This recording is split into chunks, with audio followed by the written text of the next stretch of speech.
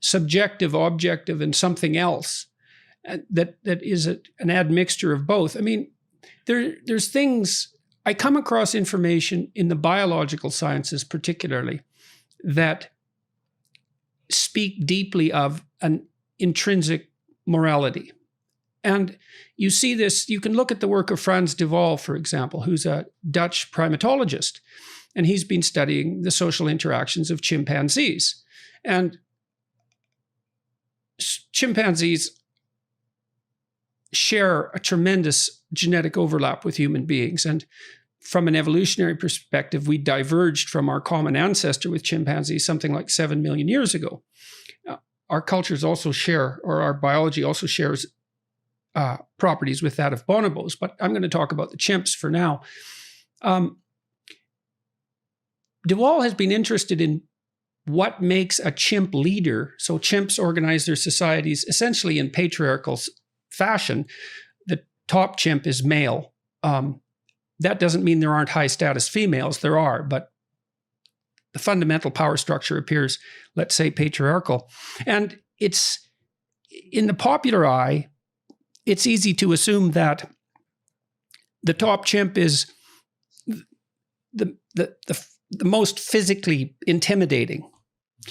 But that's actually not the case. What de Waal has shown is that alpha chimps who maintain stable sovereignty, let's say, are more engaged in reciprocal interactions than all the other chimps in the troop.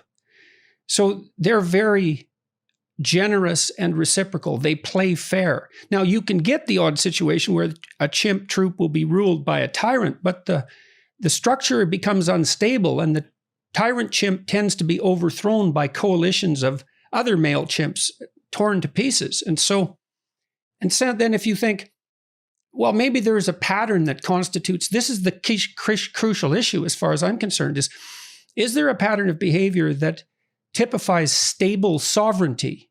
And I think that's in some sense the fundamental religious question. Is there a pattern of behavior that constitutes stable sovereignty? And if so, what does it consist of?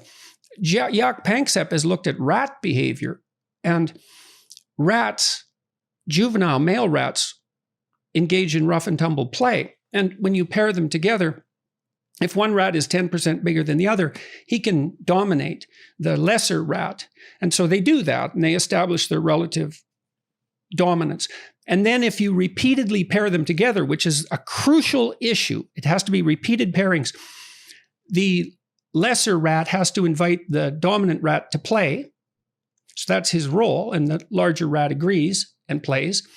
But if the larger rat doesn't let the little rat win 30% of the time across repeated play bouts, the little rat will stop playing. And what I read that, it just blew me away. It's so significant because it shows, imagine that part of what morality is. Morality is precisely that pattern of behavior that serves to keep repeated interactions going. And those repeated interactions might be across days or weeks or months or years or decades or centuries or eons. A tremendously long time span. And so what you get is the emergence of a pattern of behavior that's stable for the individual and stable for society. And that, as that's instantiated more and more deeply, it becomes something we can observe and something that we adapt to and something that then becomes part of our central nature.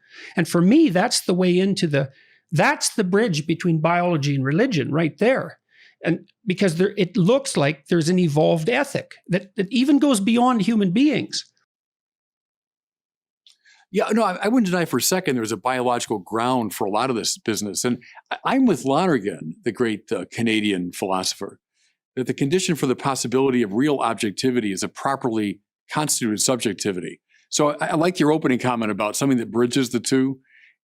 We don't just live in the subjective and objective as though they're discrete, but it's a properly constituted subjectivity, which means one free of various prejudices, one free of various fears, one free of games of self-denial and all that can properly intuit the objective value.